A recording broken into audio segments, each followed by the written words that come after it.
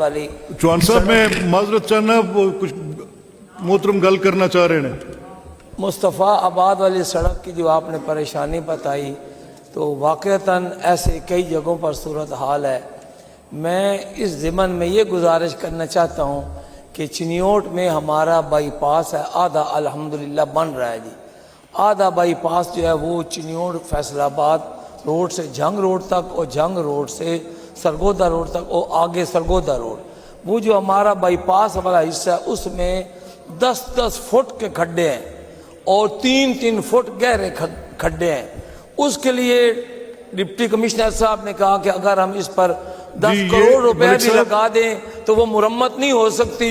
उन्होंने ये कहा कि इसको तो अब सिरनौ बनाने चाहिए। मैं हुकूमत का शुक्रगुजार हूँ कि इन्होंने पीपीपी मोड में उसको डाल दिया है, लेकिन वो उस पर 8-10 साल लग जाएंगे।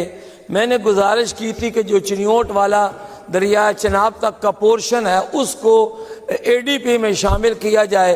मेरी मालूमात के मुताबिक हमारे जो सेक्रेटरी हैं वज़ीर आला साहबा के, उन्होंने कहा कि चीफ सेक्रेटरी पंजाब ने मोहतरमा से ये रिक्वेस्ट की है कि ये जो पोर्शन है चिनियोट वाला, इसकी ज़मीन ख़रीदी जा चुकी है। अगर 2 अरब रुपया वो हमें मिल जाए तो इसी साल वो सड़क जो है हमारी मुकम्मल हो सकती है।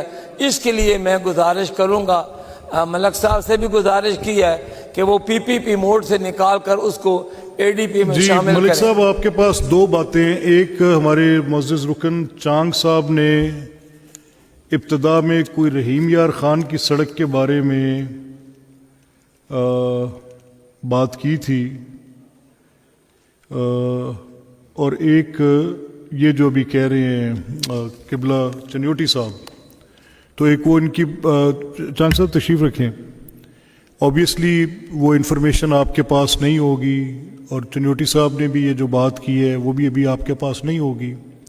तो ये दोनों मुअज़्ज़िज़ अराकीन आपके पास चेंबर में आपके कल दफ्तर आ जाएंगे, वहाँ पर आप इनके इस मसले को एड्रेस कर दें। चांग साहब से सर मेरी बात होगी जी ठीक जी, थैंक यू। देख लेते हैं, लेकिन चांग साहब और सर मौलाना साहब को तो यहाँ शुक्रिया अदा करना चाहिए। आपको याद होगा इन्होंने तो यहाँ पे कितनी दफ़ा आके इस सड़क के बारे में बात की। The government has taken it. जो खड्डों वाली बात है और भी कोई इश्यूज है तो जनाब हाजिर हैं। जी ठीक जी, थैंक यू जी। चौहान साहब माय वेरी सिंसियर अपॉलजीज। अभी क्वेश्चन आवर का वक्त वी आर शुक्रिया जनाब स्पीकर।